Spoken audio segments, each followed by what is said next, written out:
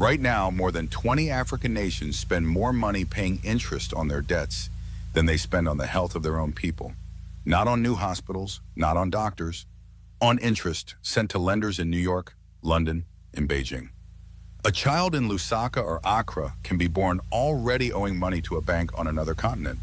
And when a government runs short, there is one institution it must call before anyone else. An institution that can rewrite a country's budget from an office in Washington. It is called the International Monetary Fund. This is how it came to hold that power and who really pays. The International Monetary Fund was built after the Second World War to be a lender of last resort, money for countries in crisis, so the global economy would not collapse. For a struggling nation, an IMF loan is often the only lifeline left. And just as important, it is a stamp of approval that unlocks other lenders. But that lifeline comes with conditions. To get the money, a government must agree to change how it runs its economy, what it spends, what it taxes, what it sells.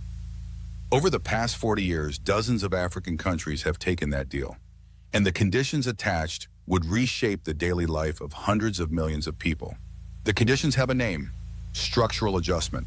In exchange for loans, the fund has told governments to cut public spending, remove subsidies on fuel and food, devalue their currencies, and sell off state companies, ports, power grids, water. The theory was simple: shrink the state, open the market, and growth will follow. In practice, across much of Africa in the 1980s and 90s, the medicine often deepened the wound. Schools charged fees, clinics ran empty, local industries suddenly exposed collapsed. An entire period became known as Africa's lost decades, years when incomes fell and debt rose at the same time. Behind those conditions are people.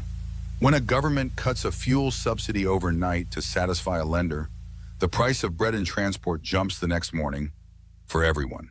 It has sparked protest after protest for decades.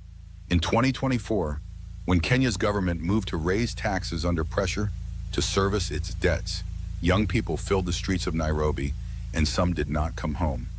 The pattern is old. The debt is signed in quiet meetings, but it is paid in the price of food, in school fees, in the nurse who was never hired. Ordinary citizens carry a bill they never agreed to. So who benefits? Follow the money out. A large share of Africa's debt is no longer owed to friendly governments. It is owed to private lenders who bought high-interest bonds because Africa pays far more to borrow than rich nations do. When trouble comes, credit rating agencies in the West downgrade the country, interest rates climb higher, and borrowing gets more expensive still. Meanwhile, the IMF sits at the center as gatekeeper. No deal with the fund, no deal with anyone. New loans are taken simply to pay the interest on old ones.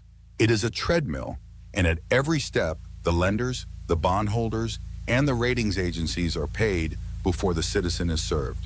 Now widen the lens. Africa's external debt now stands at more than $1 trillion. The continent pays well over $100 billion every year just to service it. By recent counts, around 20 African governments are in debt distress or at high risk of it, meaning they are close to being unable to pay. And here is the number that stings. Many African countries now spend more on debt interest than on education or health combined. A generation's schooling and healthcare quietly redirected to creditors abroad. There have been promises. During the pandemic, the world paused some poor country debt payments, and the G20 announced a common framework to restructure debt fairly. Years later, only a handful of countries have made it through, and the process has been painfully slow, partly because the many lenders, including China and private bondholders, must all agree. Zambia's restructuring dragged on for years while its people waited. The fund has also handed out emergency reserves called special drawing rights, but the rules sent most of them to rich countries that did not need them. The help arrives late and rarely at the scale required. The answer is not for Africa to stop borrowing. Every growing economy borrows to build. The answer is to change the terms. Restructure unpayable debt quickly instead of letting countries bleed for years. Reform the credit ratings that punish Africa for risks that data does not support. Reallocate the fund's reserves to the nations that actually need them.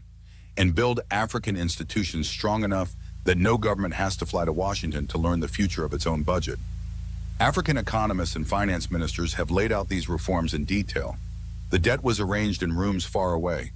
The solution has to be written this time by the people who carry it.